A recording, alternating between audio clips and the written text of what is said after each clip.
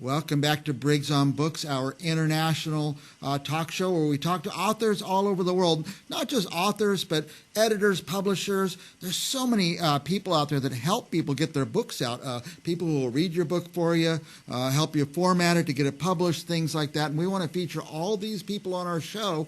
So the number one fear we have is people trying to be authors, trying to get their books out. And we love when experienced authors come on and kind of shed a little light on what the process is. Our next guest has been here a few times, author Tim Wright. Author Tim Wright.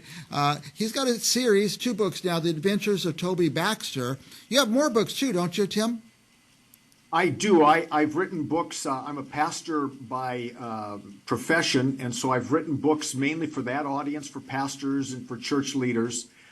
This is a very different venue for me because it's not religious books. It's just having fun with for middle school kids and their parents and their grandparents. Yeah, in the book, I got the cover up of the newest one in the Toby Baxter series, River Home for the Holidays.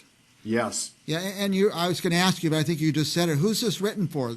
Who's your audience? The main audience would be middle school readers. Okay. So that would be, maybe 8, 9, 10 to 14, 15. But I have a lot of references in there that adults will appreciate. Mm-hmm. I sort of wrote it like, you'll remember this, Mike, the old days with the cartoons on Saturday. Yeah. And when you watched them as a kid, you thought they were hilarious. And when you watched them later as an adult, you thought, man, I missed all that humor. They were funnier when I'm an adult. There's a lot planted in there. Is Toby Baxter like those kids? Would they see themselves in Toby Baxter? I think so. He's just a typical 13-year-old. He's not a superhero. He's not a magician. He's just a normal, everyday guy. And part of I think what makes the stories intriguing is you have this normal 13-year-old kid going through normal 13-year-old stuff, suddenly thrust into a magical world where he has no magical powers. Yeah.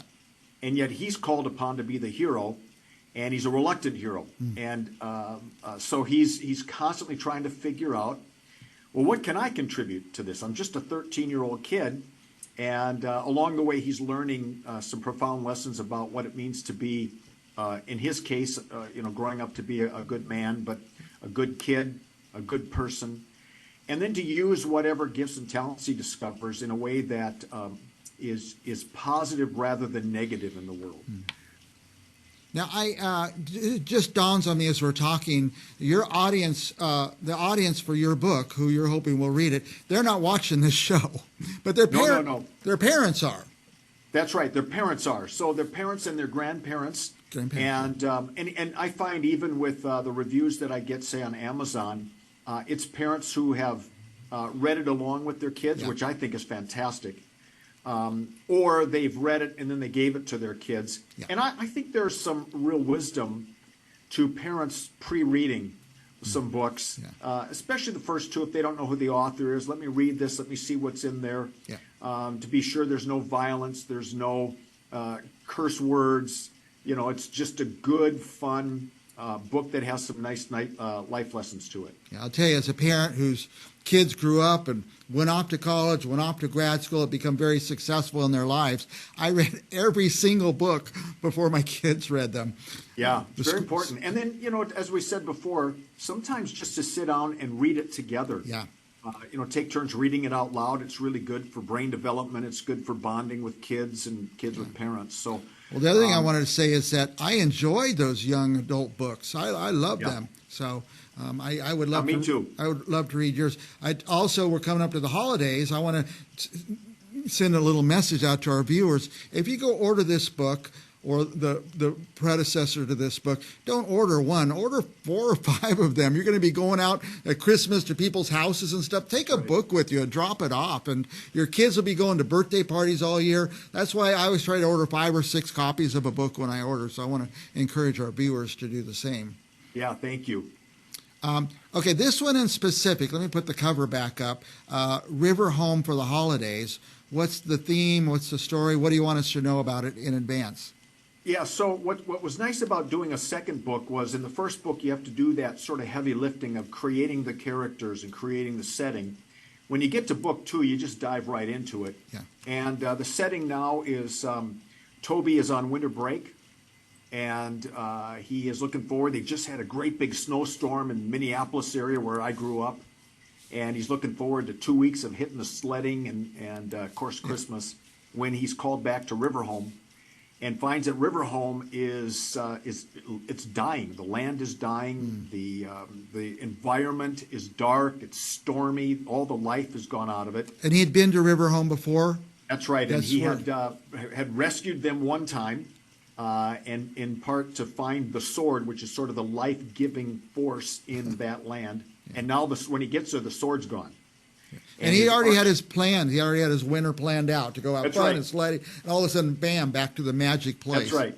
And you know, the magic of these books is Toby can go to Riverhome, spend weeks there, and come back, and it's the same day when he gets back. So he doesn't really miss any vacation, but he certainly gets more vacation than he thought he was going to get. Yeah. Now so he gets there, and then his job is to join with the River Elves to get the sword back and replant it and bring some life back. That's great. You got 2 books in this series. I know you have other books. They should probably be read in order?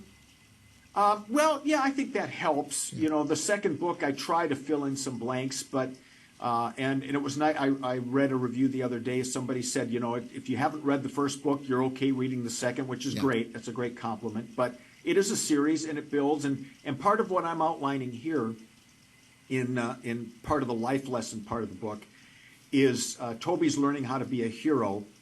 And every time he goes back, he learns a different part of being a hero. So this time, the focus is on being wise and making wise choices. And there's a lot of tongue-in-cheek humor with Christmas songs, a play on words with Easter eggs. That's the big thing. What are the Easter eggs in a movie or book? So I play with that. So there's a lot of humor in it in the midst of some good hard life lessons that kids will struggle with as they grow up. Yeah. Is this a good, fun way to sneak in some, lessons for kids? Yes, what they're gonna do is they're gonna read a book, and they're not gonna know that, Tim planted some things in there that we need to learn. It's just gonna come naturally. I also have a little bit of fun with grammar in there, because when you're in middle school and you're wrestling with the structure of English language, and it never makes sense. Yep. And Toby really struggles with that. Toby hates reading books. So, he finds himself in these stories. So I really wanted to try to get where middle schoolers were, tried to remember what that was like for me 50-some years ago, and then sort of write the joy of being a kid, and, of course, the joy of the holiday season. By the way, we talked about it before we came on, but where are you stationed right now? Yeah, so I live in the Phoenix area, but I grew up in the Minneapolis area, and the reason why I chose to put the book there is because you get 4 seasons there. Yeah. I was going to say, it's funny, a guy from Arizona is talking about the snow. What would you guys know about snow? But you lived... Yeah, I lived in it, and it just gave me a little bit more creativity to play around with where Toby could be. And, I couldn't write a snow story for Riverhome for the holidays. We have great winters here, but there's no snow. No snow in Arizona. Yeah. We're from Fresno. We've never hardly seen snow at all. So unless we go. Well, I always run over time with you, Tim. I have your web address on the screen and your Instagram. Great. What would people find on your web page? So if they go to my web page, they're going to find links to both of the books.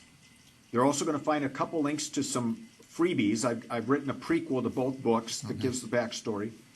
And if they sign up for my email list on Substack, which is right there, they'll be the first to know about some of the things coming up with Toby Baxter. I've got a new book coming out next summer, book 3. So they'll be the first to know. So there's some good stuff there on the website. That's great. I think we found you on Instagram, if I'm not mistaken, and we only ask people with interesting Instagrams to come on the show. So I encourage people to look at that too. We have that on the screen. We have your web address on the screen. I sure appreciate you coming on the show, Tim. Well, I appreciate you having me. It's been great. Thank you. All right, we'll have you back again and again. I Thank encourage, it's Christmas time, buy these books, buy a stack of them. I tell you, if you give one of these books, if you're one of your kids, take these to a birthday party and gives them to the person having the birthday, that kid will have this book in 10 years. People don't throw away books, so it's a gift that'll last forever. Thank you, Tim, and we'll be back with more authors right after this. Welcome back to Briggs on Books, a truly international talk show where we talk to authors from all over the world about their books and find out a little bit about the author. So I always like to know a little bit about an author when I'm reading their book.